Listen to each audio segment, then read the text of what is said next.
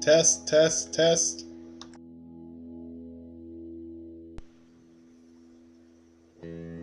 Okay, I'm going to go over some of the units I use to take Thor and 45's and all those other really difficult bases. As you can see here, as I get used to this program, I'm going to show you the laser tank. I'm going to show you the Razorback. I'm also going to show you the Thunderbolt, the Elite Valkyrie, and the Hercules. Here I will be showing you the stats that I have on the vehicles I have here, so you see you don't have to have level 14 everything to be invincible. But level 10 is probably the most important thing to have.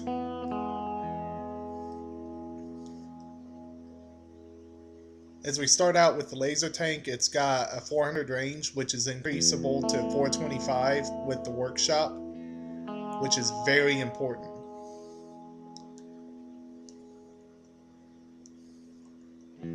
With the Razorback, you have a 410 natural range, which can be boosted to 435 with the workshop as well.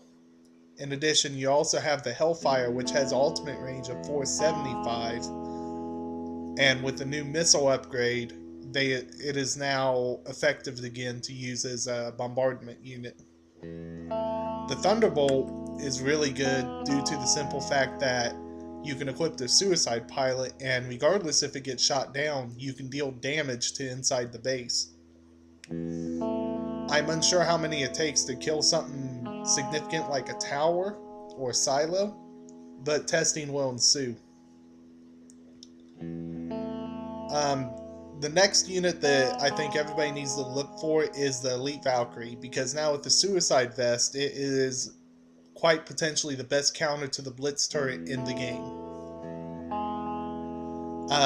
The Hercules here is great against any type of Valkyries on bases, is great against silos. Once you get it to level 10 and you can equip it with anti-air armor and you can equip it with the anti-air training, 3 to 5 of them can take out an entire silo in about 5 to 10 seconds. As you see here, important things to have for the Elite Valkyrie is plus 25 range, the level 5 suicide vest due to the large splash it has, and the propulsion system is the damage to all, which increases the damage from the suicide vest, which is vital when attacking buildings. And it also gives you a speed increase, which allows you the chance to trigger the suicide attack. That combined with the range increase for the attack is what you need to be able to make the Elite Valkyrie even more effective. I equip a mortar cannon to it just for the simple fact that if you get a chance to shoot it off, it's more damage.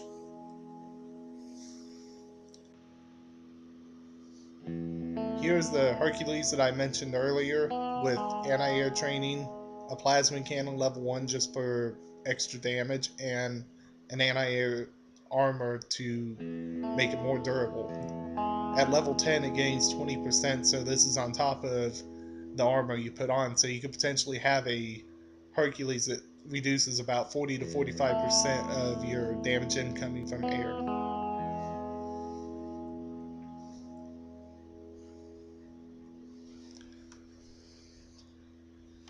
Now one of the most effective units in the last while for events in a lot of high-level giant depots and 45 bases is the Elite Laser Tank. For the simple fact that with 425 range, it outranges a lot of key items.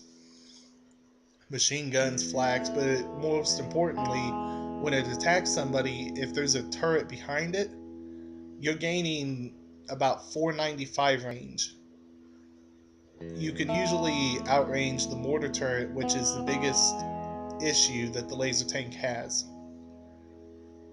The one turret you want to watch out for is the Hellfire turret, the mortar turret, and the rocket barrage turret.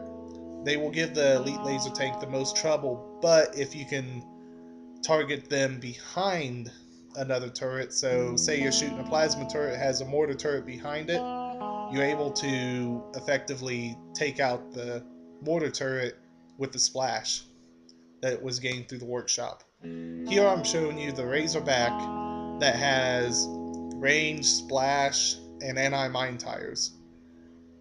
There's a lot of setups you can use with the Razorback. The stun infantry missiles are also another huge concept that they can do. In addition to the fact that it can have 435 range, which outranges custom heavy gunners in watchtowers, which is a huge thing when doing PvP, because most people will have 1 to 2 custom heavy gunners, which will hurt your laser tanks, but if you can get Razorback in, you can damage that and eliminate it. This is a preview from what I'm looking for and why the A10 interests me.